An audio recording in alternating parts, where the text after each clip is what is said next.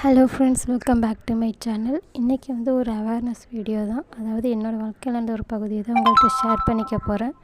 So வீடியோவை skip பண்ணாமல் பாருங்கள். அப்புறம் என்னோடய வீடியோ ஃபஸ்ட் டைம் பார்க்குறீங்கன்னா மறக்காமல் சப்ஸ்கிரைப் பண்ணிக்கோங்க. அதாவது தம்ப்லைன் பார்த்து தான் உள்ளே வந்திருப்பீங்க. காப்பர் டீ போட்டிருந்தாலும் கன்சீவ் ஆவாங்களா இல்லையா அப்படின்ட்டு.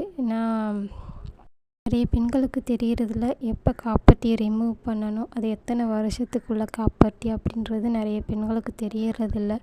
இதெல்லாம் உங்கள் டாக்டர்கிட்ட நீங்கள் வந்து டெலிவரி அப்போவே நீங்கள் கேட்டு தெரிஞ்சு வச்சுக்கணும்.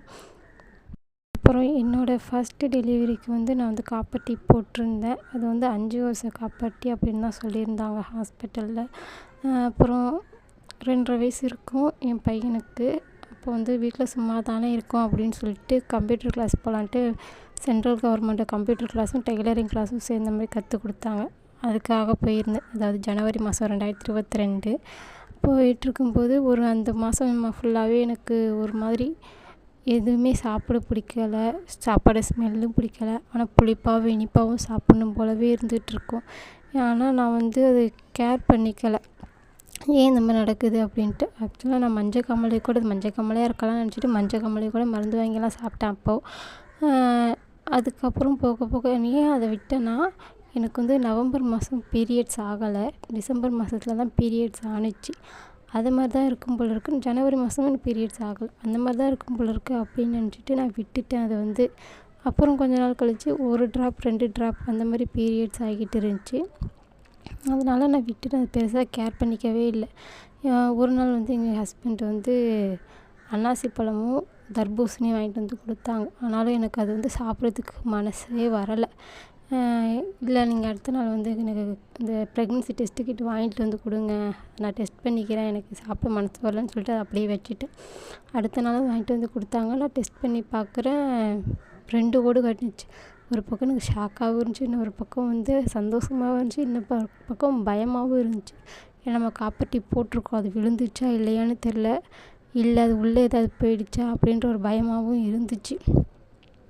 அப்புறம் அன்றைக்கி ஹாஸ்பிட்டலில் போய் செக் பண்ணி பார்த்தப்ப அங்கேயும் கன்ஃபார்ம் தான் சொன்னாங்க. அப்புறம் டாக்டரை பார்த்தோம். டாக்டர்கிட்ட இந்த மாதிரி சொன்னோம், டாக்டர் நான் காப்பர் டீ போட்டிருந்தா நான் ரிமூவ் பண்ணவே இல்லை அப்படின்னு சொல்லியிருக்கும்போது டாக்டர் வந்து ஒரு ஸ்கேன் எடுத்துகிட்டு வர சொன்னாங்க. நாங்களும் போய் ஸ்கேனெல்லாம் எடுத்துகிட்டு வந்து பார்த்துட்டு மறுபடியும் டாக்டர்கிட்ட பார்க்கும்போது டாக்டர் பெரட்டி பார்த்துட்டு, இல்லை காப்பர் டீ இல்லை, விழுந்துடுச்சு அப்படின்ட்டாங்க. இப்படி உங்களுக்கு ஏதாவது ப்ராப்ளம் இருக்கும்போது ஒரு டாக்டர் சொல்கிறத மட்டுமே நீங்கள் கேட்டுட்டு சரின்னு தலையாட்டிட்டு அவங்க சொல்கிற முடிவை மட்டும் எடுக்காதீங்க. ஏன்னாக்கா அவங்க வந்து அவங்களோட வேலைப்பளுனால அது சரியாக கவனிக்காமல் விட்டுருக்கலாம். நீங்கள் வந்து 1-2 டாக்டர் வந்து கன்சல்ட் பண்ணுங்கள். உங்களுக்கு ஏதாவது பிரச்சனை இருக்கும்போது அவங்க வந்து ஒரு நல்ல தீர்வாக சொல்லுவாங்க. ஏன்னா நம்மளுக்கு வந்து மெடிக்கல் லாங்குவேஜ் வந்து நம்மளுக்கு அவ்வளோதான் தெரியாது. நம்மளுக்கு இங்கிலீஷ் தெரிஞ்சிருந்தாலும் மெடிக்கல் லாங்குவேஜ்ன்றது வந்து நம்மளுக்கு தெரியாது. அதனால் அப்போது அந்த டாக்டர் நான் சொல்கிறத கேட்டுட்டு நான் அப்படியே போயிருந்தேனாக்கா எனக்கு பின்னாடி நிறைய பிரச்சனைகள் வந்திருக்கும். ஏன்னா அது காப்பர் டீ உள்ளேயே இருந்து இந்த குழந்தை பெருசாக வளர்ந்துருந்துச்சின்னா அந்த குழந்தை பாதியிலே அபார்ஷன் ஆகியிருக்கலாம்.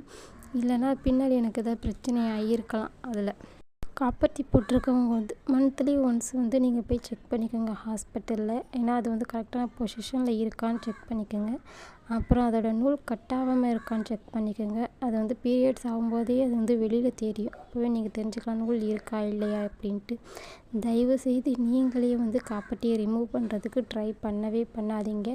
ஏன்னா நீங்கள் ரிமூவ் பண்ணும்போது அது வந்து நூல் கட் ஆகிடுச்சுனாக்கா அது வந்து வெளியில் எடுக்கிறதுக்கு ரொம்ப கஷ்டம். அதை வந்து ஆப்ரேஷன் பண்ணி தான் அப்புறம் எடுக்க வேண்டிய சூழ்நிலைக்கு வரும்.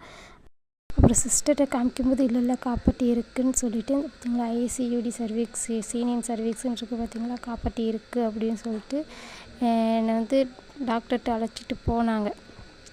அவங்களும் கூட வந்தாங்க. டாக்டரை அழைச்சிட்டு போனாங்க. டாக்டர்கிட்ட இவங்க சொல்லும்போது, டாக்டர் இந்த மாதிரி இருக்குது அப்படின்னு நீங்கள் சொல்லும்போது, ஆமாம்மா இருக்குது அப்படின்னு டாக்டர் சொன்னாங்க. என்ன டாக்டர் பண்ணுறதுன்னு நான் கேட்கும்போது, நீங்கள் அதை ரிமூவ் பண்ணி விட்டுருங்க அப்படின்னு சொல்லிட்டு அவர் போயிட்டார்.